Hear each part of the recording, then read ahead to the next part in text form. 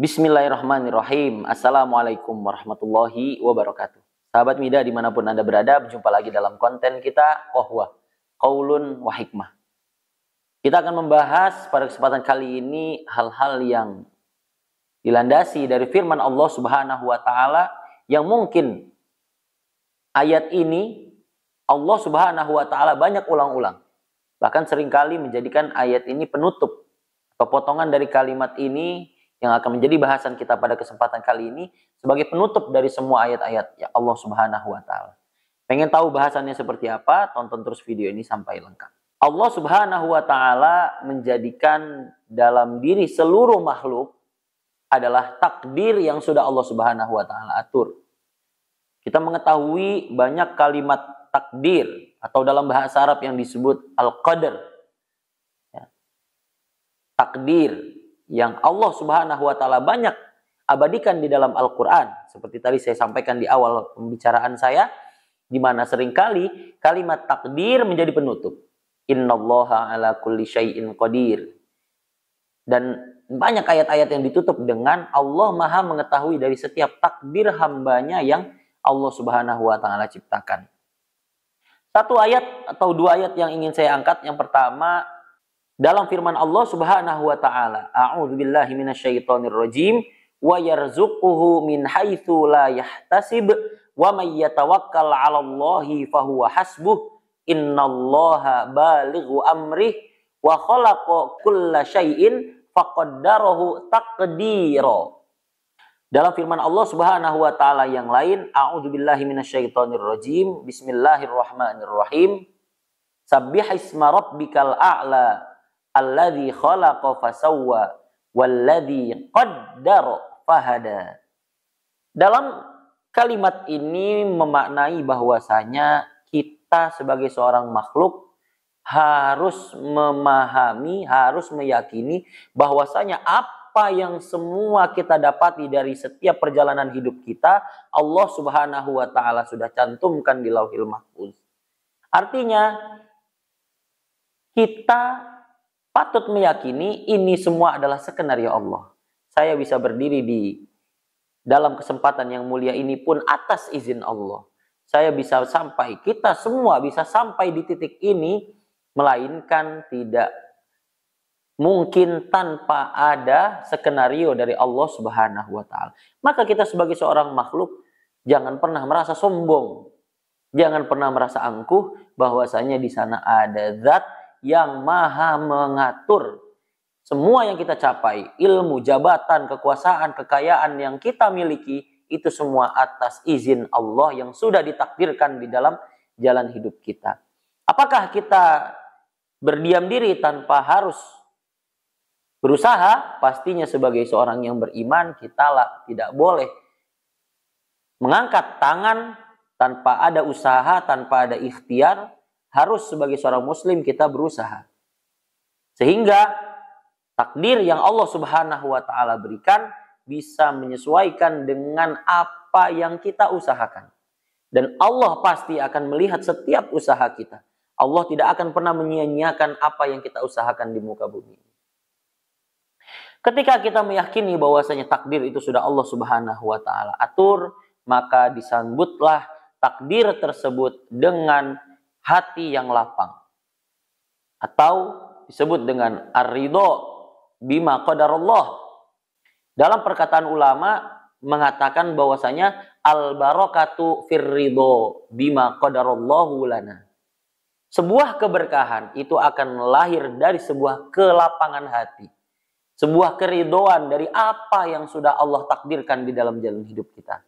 Maka pentingnya kita untuk melapangkan hati dalam menerima takdir yang Allah Subhanahu wa Ta'ala berikan, tanpa harus berkecil hati dan berpikir negatif bahwasanya takdir ini akan selalu buruk.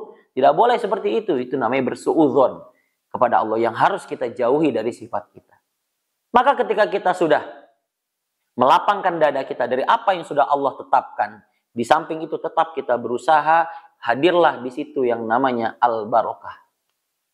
Al-barakatu firridho. Tadi saya sampaikan di awal bahwasanya keberkahan itu akan hadir ketika kita sudah melapangkan hati kita dari apa yang sudah Allah Subhanahu wa Ta'ala tetapkan di dalam hidup kita.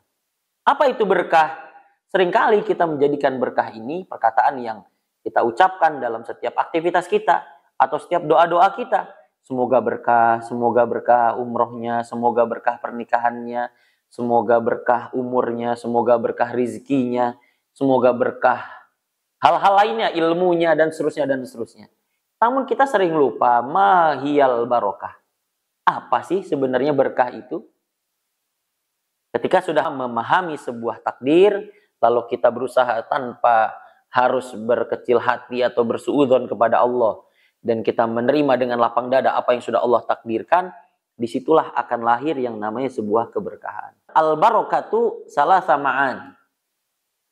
Sebuah keberkahan itu terdiri dari 3 arti atau 3 makna. Yang pertama adalah ziyadatul khair. Keberkahan yang kita harus pahami ketika kita mengatakan sesuatu pada diri kita, semoga berkah. Atau kita mendoakan kepada orang lain, semoga berkah. Kita harus memaknai bahwasanya semoga semakin bertambah kebaikan dalam setiap hal yang kita harapkan keberkahannya. Dari harta yang kita inginkan sebuah keberkahan di dalamnya, kita mengharapkan agar dari harta tersebut menghadirkan kebaikan-kebaikan dari hari ke hari dan menjadikan pemberat amalan kebaikan kita bukan hanya di dunia, tapi juga nanti di hadapan Allah Subhanahu wa taala. Ilmu yang kita harapkan keberkahannya harus menghadirkan yang namanya kebaikan demi kebaikan di setiap harinya. Andai ternyata dalam prosesnya ilmu atau harta tersebut tidak menghadirkan kebaikan, berarti belum masuk kategori keberkahan. Itu makna berkah yang pertama. Makna berkah yang lainnya disebut sebagai illatun nafi'ah. Bagaimana berkah yang kita pahami dari yang kita harapkan maupun yang kita lontarkan kepada orang-orang lain agar menjadi berkah, agar kita berkah. Maknanya adalah menjadikan yang sedikit itu bisa bermanfaat. Bagaimana kita memahami, bagaimana kita menerjemahkan barang yang berkah itu adalah barang yang walaupun sedikit namun sangat bermanfaat bagi kita. Kita punya HP biasa, tapi aktivitas kebaikan bisa terus kita jalani, bisa jadi sarana informasi, jadi sarana komunikasi, silaturahmi, bisa jadi sarana belajar, dan juga wasilah-wasilah. Berarti HP itu menunjukkan keberkahan di dalamnya.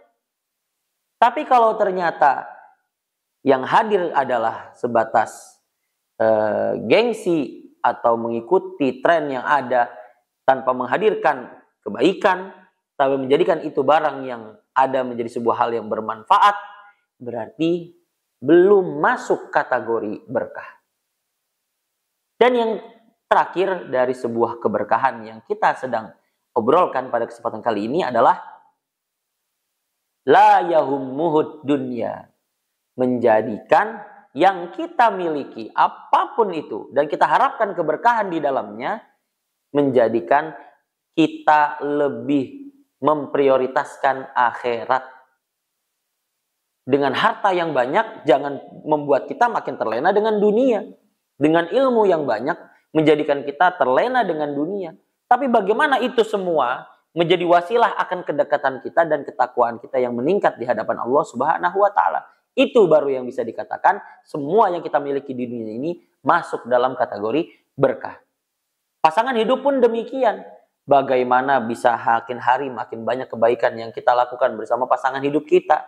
Bagaimana apa yang kita miliki walaupun hidup bersama namun serba kecukupan itu tapi bisa dirasa cukup, bermanfaat. Itu pun masuk kategori berkah. Dan yang terpenting hadirnya pertemuan antara pasangan suami istri pun makin mendekatkan diri kita kepada Allah Subhanahu wa taala. Disitulah baru doa yang sering kita ucapkan di kala selesainya pernikahan antara laki-laki dan perempuan atau dalam proses pernikahan yang sering kita ucap sebagai barakallahu laka. Bayangkan, kalimat pertamanya adalah barakallahu laka.